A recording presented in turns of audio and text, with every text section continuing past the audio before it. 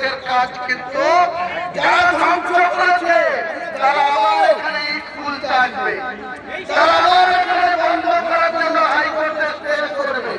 আপনারা সেটা চান?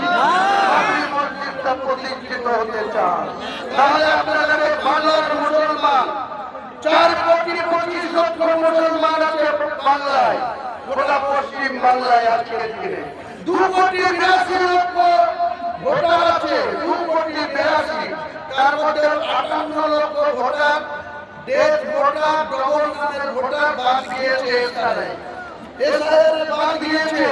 তারপরে কিন্তু 1/1/26 থেকে 1 মাস ব্যাপী 6 নম্বর প্রভাব করে যাদের 18 বছর পূর্ণ হবে, আবার দেখবেন আরো 30 লাখ ভোটার বাংলায় তৈরি হয়ে যাবে, নাম তাদের এসে যাবে।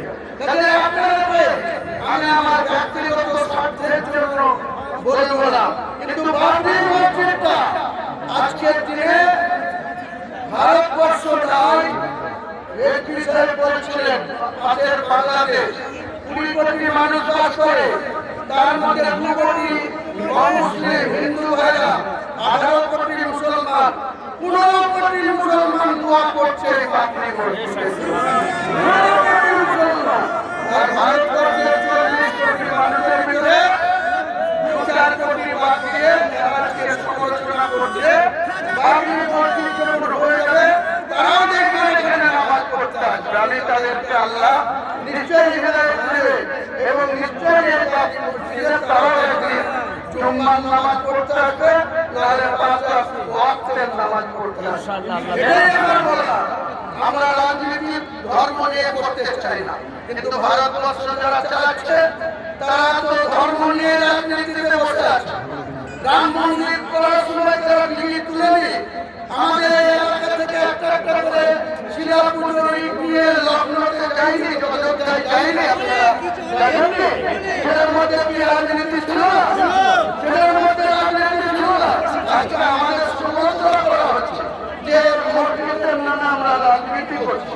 তুমি বাধা দিলে 100 বার রাজনীতি দিয়ে তোমার বাধার মোকাবেলা করবো আমরা, 100 বার মোকাবেলা করবো। একজন মুসলিম আক্রান্ত হলে তার পাশে দাঁড়ানো আমাদের কোরআন বলেছে, শেষ নবী সাহেব বলেছে, হিজরি সাহেবরা প্রতিদিন 3 ঘন্টা 4 ঘন্টা করে রক্ত পানি করে ওয়াজ নসিহত করে মুসলিম সমাজকে নিজের পায়ে দাঁড়ানো, হালাল রুটি খাওয়া, হারাম থেকে বিরত থাকার জন্য প্রতিনিয়ত বলছে। আমরা কিছু কিছু লোক এখনো সেসব একখান দিয়ে তুলি আর একখান দিয়ে বের করে দিই।